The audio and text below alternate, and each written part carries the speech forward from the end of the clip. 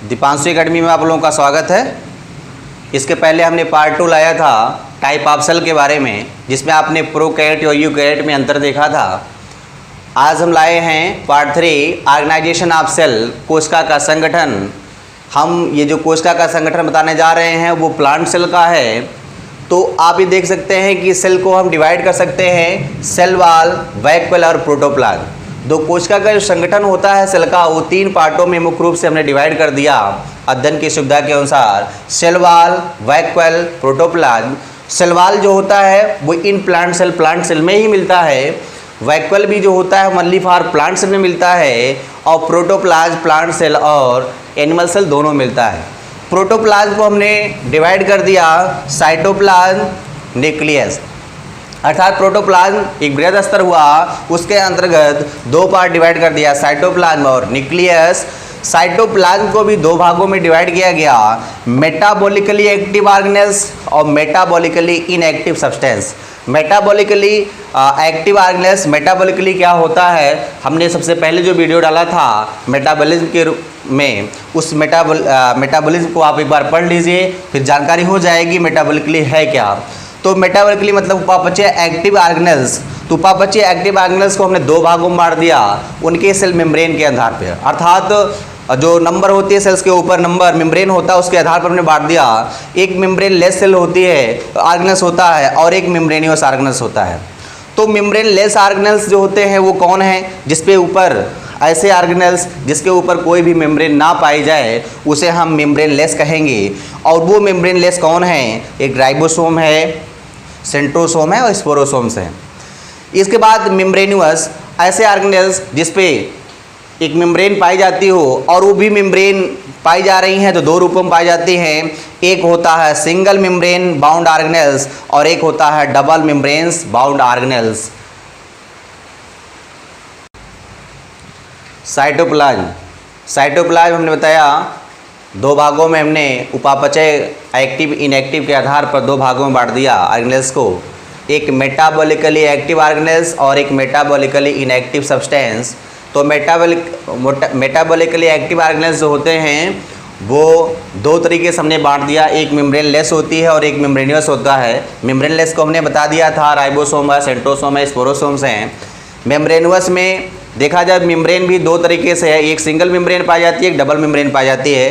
तो single membrane bound organelles, क्योंकि कभी भी क्वेश्चन पूछ लेता है, तो सिंगल मेम्ब्रेन बाउंड ऑर्गेनेल्स कौन है, ऑप्शन दे देगा कि इसमें माइटोकॉन्ड्रिया, गाल्जी बॉडीज, राइबोसोम। तो आपको बताना होगा सिंगल मेम्ब्रेन बाउंड ऑर्गेनेल्स कौन है। तो सिंगल मेम्ब्रेन बाउंड ऑर्गेनेल्स जो होता है गाल्जी बॉडीज है, ER मतलब एंडोप्लाज्मिक रेटिकुलम होता है, लाइसोसोम है। डबल मेम्ब्रेन ऑर्गेनेल्स जो होते हैं वो 2 ही हैं, एक माइटोकॉन्ड्रिया है और एक प्लास्टिड है। प्लास्टिड जो होता है और माइटोकॉन्ड्रिया जो होते हैं वो डबल मेम्ब्रेन बाउंड ऑर्गेनेल्स होते हैं। काफ़ी बार क्वेश्चन पूछे गए हैं कि डबल मेम्ब्रेन बाउंड ऑर्गेनेल्स कौन होते हैं, माइटोकॉन्ड्रिया और प्लास्टिड, आप हमेशा याद रखिए। माइटोकॉन्ड्रिया की एक और क्वेश्चन पूछ लेता है, माइटोकॉन्ड्रिया को पूरे प्लांट सेल में सेकेंड लार्जेस्ट ऑर्गेनेल्स भी नाम दिया जाता है, सेकेंड लार्जेस्ट ऑर्गन। ये कभी कभी क्वेश्चन पूछ लेता है कि माइटोकॉन्ड्रिया सेकेंड लार्जेस्ट ऑर्गन कौन है, तो सेकेंड लार्जेस्ट ऑर्गन जो होता है वो माइटोकॉन्ड्रिया है, और फर्स्ट लार्जेस्ट ऑर्गन जो होता है वो प्लास्टिड है। First largest organ, first largest organ जो है वो प्लास्टिड है, सेकेंड लार्जेस्ट ऑर्गन क्या है, माइटोकॉन्ड्रिया है। इन दोनों के एक नाम और दिया जाता है सेमी ऑटोनोमस। माइटोकॉन्ड्रिया और प्लास्टिड को सेमी ऑटोनोमस बॉडी भी कहते हैं, पूछा जाता है, कई बार पूछा गया है semi autonomous bodies. Semi autonomous bodies, अर्ध स्वायत्त अंग। अर्ध स्वायत्त अंग जो होते हैं कौन है, माइटोकॉन्ड्रिया, प्लास्टिड। अर्ध स्वायत्त अंग क्यों कहते हैं, इसके हम एक वीडियो बनाएंगे आपको सेमी ऑटोनोमस बॉडीज़ पर, थोड़ा सा जान लीजिए। इसमें ऐसे जो ऑर्गेनेल्स होते हैं जिसमें आरएनए, डीएनए और राइबोसोम तीनों पाए जाते हैं।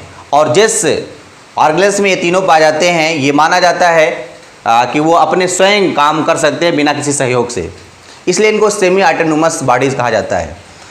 अब बात आती है metabolically inactive substance. Metabolically inactive substance जो होते हैं वो 3 हैं, जो क्या होते हैं, उपापचय इनएक्टिव अर्थात निष्क्रिय पदार्थ होते हैं। वो क्या हैं? नंबर 1 है स्टोरेज सब्सटेंस, नंबर 2 है सिक्रेटरी सब्सटेंस, नंबर 3 है एक्सक्रेटरी सब्सटेंस।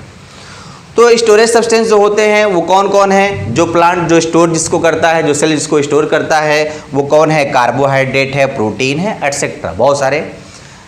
सिक्रेटरी जिसे कहते हैं, उसमें आते हैं example colouring matter, enzyme, nectar. और एक होता है एक्सक्रेटरी सब्सटेंस, उत्सर्जी, जिसमें होता है टैनिन, गम्स, रेजिन। आपको हमने ऑर्गेनाइजेशन सेल्स में बता दिया गया कि सेल्स में कौन कौन से ऑर्गेनल्स उसमें अटैच होते हैं और किस किस ऑर्गेनल्स से मिलकर सेल बना होता है, इसलिए हमने टॉपिक डाला था सेल का संगठन। तो सेल का संगठन आपको आज पढ़ाया गया। आने वाले वीडियो में हम लोग फिर पढ़ेंगे एक एक करके, जो हमने बांटा था अभी सेल को, सेल वॉल, वैक्यूल, प्रोटोप्लाज्म, तो एक एक करके पढ़ेंगे। सबसे पहले हम लोग सेल वॉल पढ़ेंगे, सेल वॉल है क्या। तो आज के लिए इतना ही, धन्यवाद।